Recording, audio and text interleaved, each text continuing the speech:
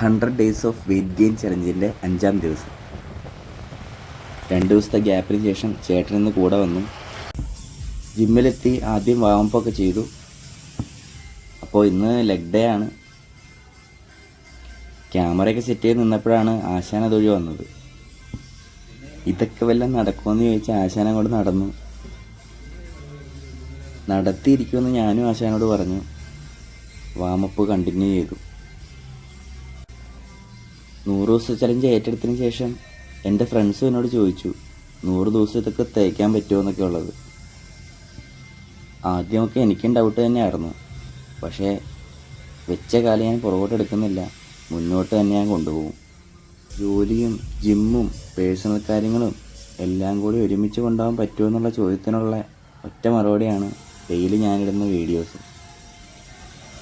എല്ലാം ചെയ്യാനുള്ള മനസ്സുണ്ടെങ്കിൽ എല്ലാം ഒരുമിച്ച് തന്നെ കൊണ്ടുപോകാൻ പറ്റുമെന്ന് എനിക്ക് തന്നെ ഇതിലൂടെ ബോധ്യമായി.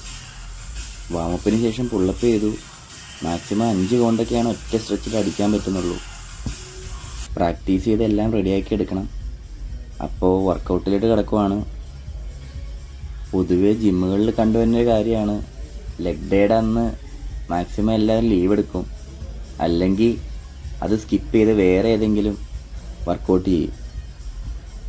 അപ്പർ ബോഡിക്ക് കൊടുക്കുന്ന അതേ പ്രാധാന്യം തന്നെ ലെഗിനും കൊടുക്കേണ്ടതുണ്ട്. ഈ 2 വീലറൊക്കെ ഓടിക്കുന്നവർക്ക് സ്ട്രോങ് ആയിട്ടുള്ള ലെഗുള്ളത് നല്ലതാണ്. വണ്ടിയൊക്കെ ഒന്ന് ചെരിഞ്ഞാലും സ്ട്രോങ് ആയിട്ട് പിടിച്ചു നിൽക്കാനായിട്ട് ലെഗ് സഹായിക്കും.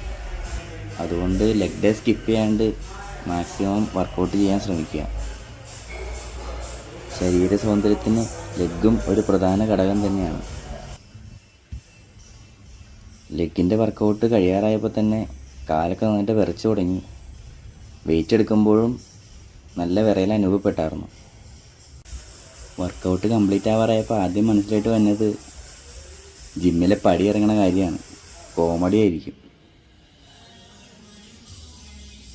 വർക്കൗട്ടിന് ശേഷം കാലൊക്കെ നന്നായിട്ട് സ്ട്രെച്ച് ചെയ്തു.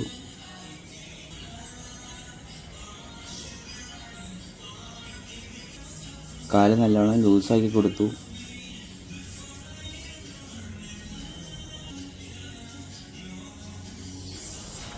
ജിമ്മിൽ നിന്ന് ഇറങ്ങി തലയൊക്കെ നന്നായിട്ട് വേർത്തിരിക്കുന്ന കാരണം നല്ല കാറ്റൊക്കെ ഉണ്ട്.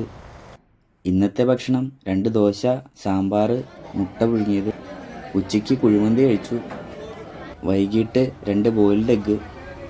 രാത്രിയിൽ ഓട്സും മീനും കഴിച്ചു. അപ്പോൾ ഡേ 5 കംപ്ലീറ്റഡ്. ഇനി ഡേ 6.